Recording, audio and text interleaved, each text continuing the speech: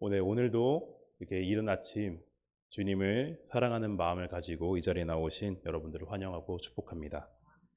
네, 오늘 함께 나눌 말씀 시편 65편은 다윗이 지은 감사 예배시입니다. 시편을 보면 감사 예배시가 많이 등장하는데요. 그런데 다윗이 지은 시들을 살펴보면 감사시뿐만이 아니라 어렵고 힘든 상황 가운데서도 하나님께 찬양을 올려드리는 그런 시를 찾아볼 수가 있습니다. 그리고 그 시들에도 정말 힘든 시간에서도 마지막엔 결국 또 하나님께 올려드리는 찬송임을 우리는 많이 시편을 통해서 찾아볼 수가 있죠. 아마도 성경에서 찬양하는 인물을 한번 떠올려 보라 라고 말씀을 드리면 많은 사람들이 다윗을 떠올릴 것 같습니다.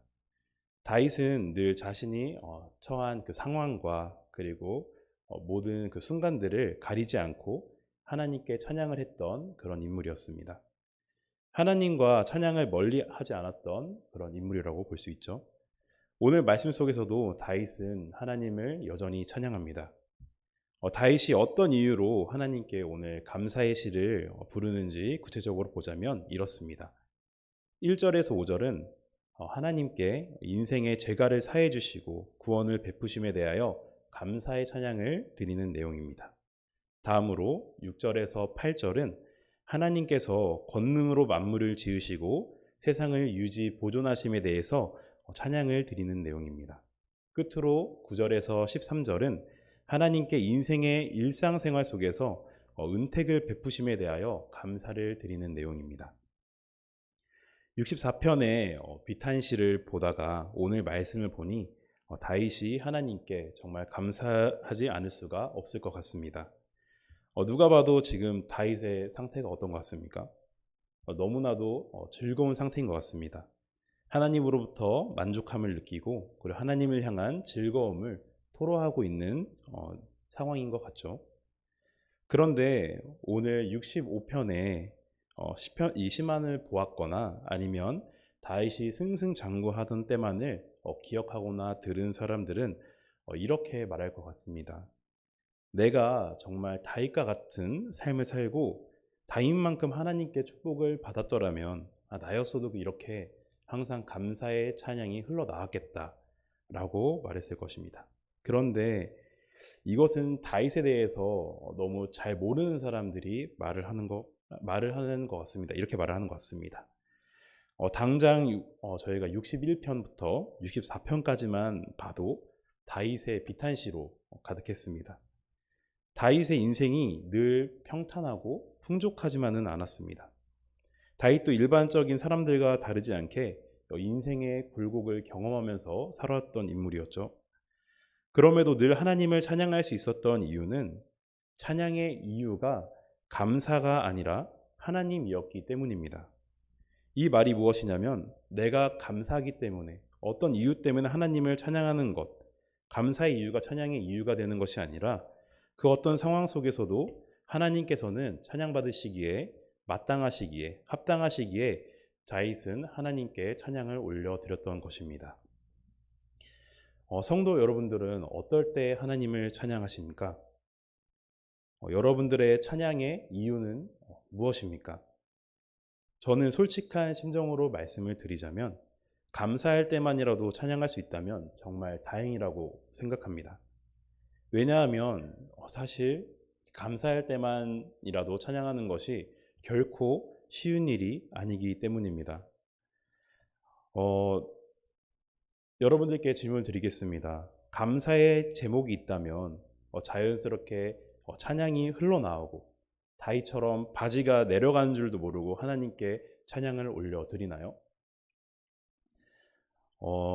저는 솔직하게 말씀드리면 감사할 때마다 찬양을 부르지 않는 건 아니지만 항상 늘 찬양을 한다고 고백하지는 못할 것 같습니다.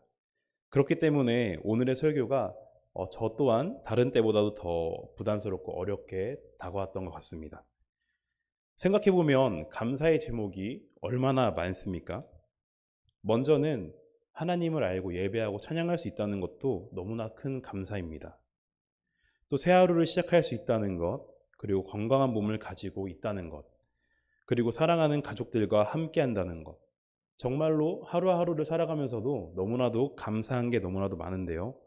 이것이 너무나도 익숙하기 때문에 순간 감사하다는 걸 깨닫지만 하나님께 감사의 찬양까지 올려드리는 것까지는 잘 못하고 있는 것 같습니다. 사실 제가 말씀드린 것 외에도 각자에게 주어진 하루하루의 감사의 제목이 너무나도 많을 것 같아요. 그렇기 때문에 제가 말씀드린 것처럼 이렇게 감사할 때만이라도 찬양을 드린다면 정말 매일매일 찬양을 매 시간 올려드려도 정말 모자랄 것 같습니다. 그런데 저희들의 그런 하루를 되돌아보면 어떻습니까? 감사는 물론 우리의 창조의 목적은 잊은 채 살아가고 있지는 않습니까? 하나님께서 인간을 창조하실 때 가장 큰 목적 중 하나는 바로 하나님을 찬양하게 하기 위함이었습니다.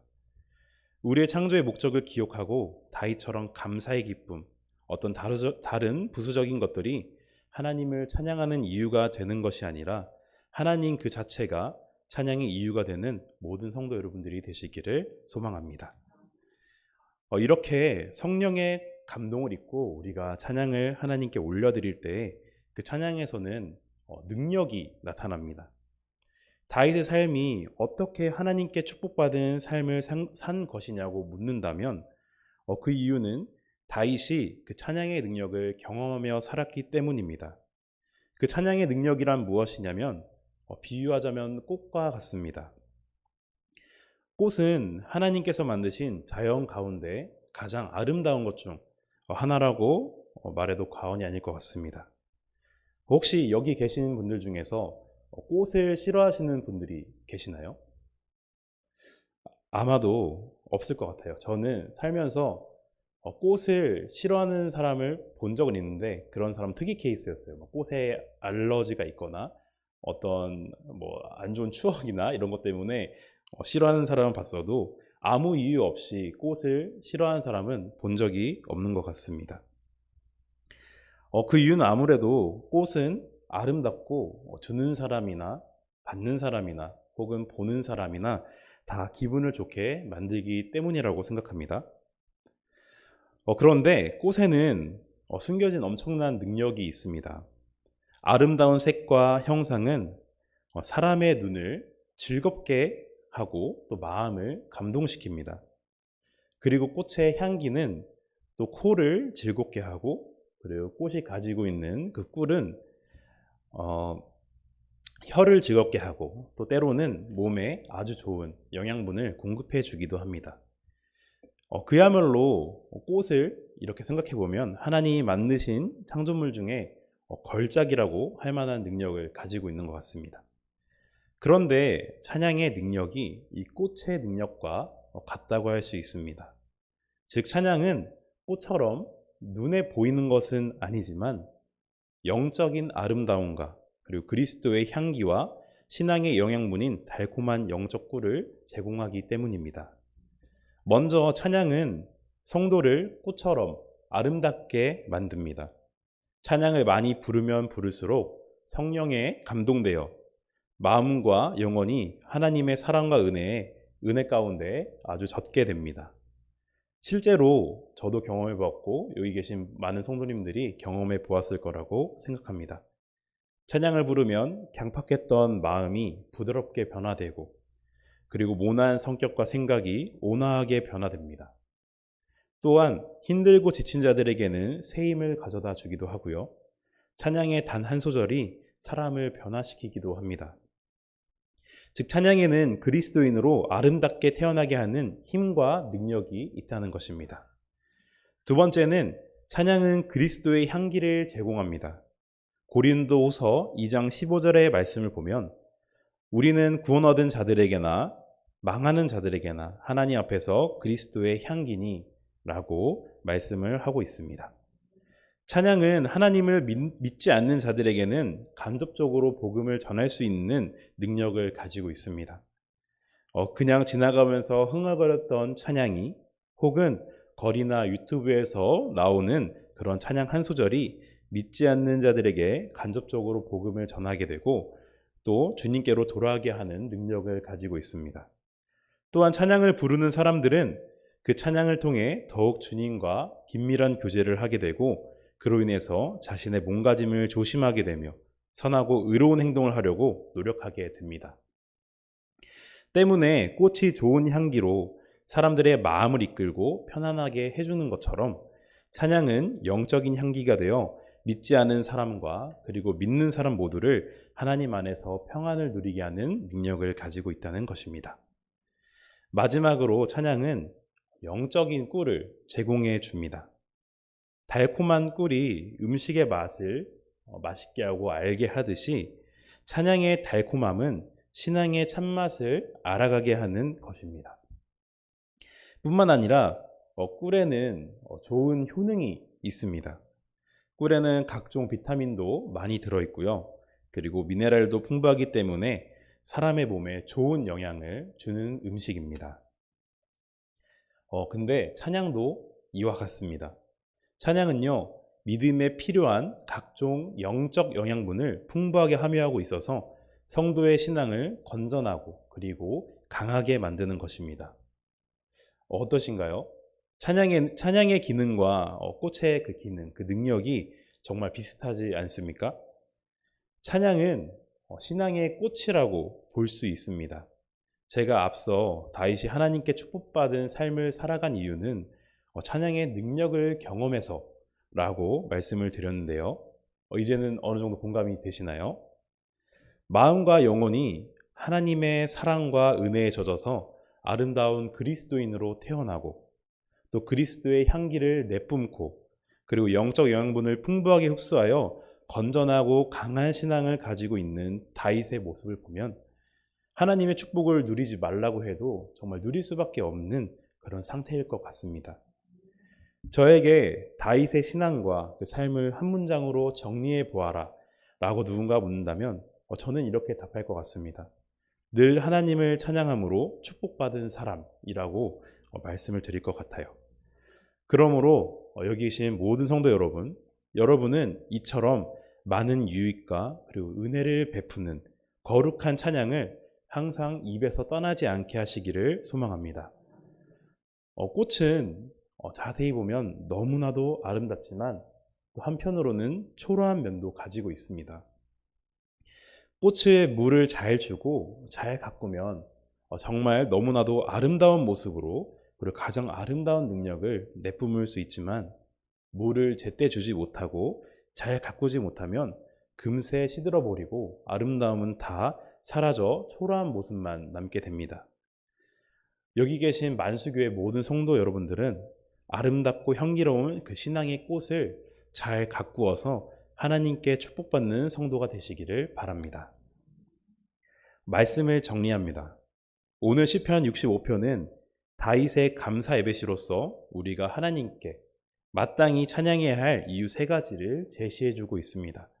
첫 번째는 우리의 죄를 사하여 주신 것, 두 번째는 세상을 보존해 주시고 유지하여 주시는 것, 그리고 세 번째는 각종 은총을 베풀어 삶을 유지하게 해주시는 것.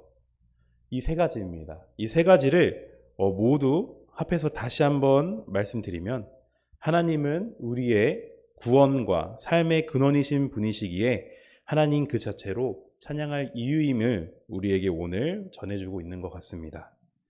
그러므로 만수교회 성도 여러분, 여기 계신 모든 분들이 다윗과 같이 하나님을 찬양하기를 소망합니다. 어느 상황이나 그리고 어느 순간 속에서나 하나님을 찬양하고 그 찬양이 입에서 떠나지 않게 하시기를 바랍니다. 그로 인해서 다윗과 같이 찬양함으로 다윗보다 더 큰 하나님의 은혜와 축복이 모든 성도님들께 임하기를 간절히 바랍니다. 아멘. 기도하겠습니다. 할렐루야. 거룩하시고 그리고 자비로우시고 사랑이 많으신 하나님을 찬양합니다. 사랑의 하나님, 이 시간 주님께서 저희를 창조하신 목적을 알게 하시고 그 목적대로 늘 주님을 찬양하는 자들이 되기를 원합니다. 어떠한 상황 속에서도 다윗과 같이, 아니 다윗보다 더욱더 주님을 사랑하고 찬양하기를 소망하오니 저의 마음이 오직 주를 향하게 하시고 늘 주님을 찬양할 수 있는 그 믿음을 허락하여 주시옵소서. 찬양하는 이에게 하나님의 은혜와 축복이 있을지라 믿습니다. 찬양하는 이에게 주님의 놀라운 능력을 경험할지라 믿습니다. 늘 저희의 입술에서 찬양이 떨어지지 않게 하시고 주님께서 주신 아름다운 목소리로 찬양을 올려드려 주님께 기쁨을 드리는 저희가 되게 하여 주시옵소서. 감사드리오며 예수님의 이름으로 기도드렸습니다. 아멘.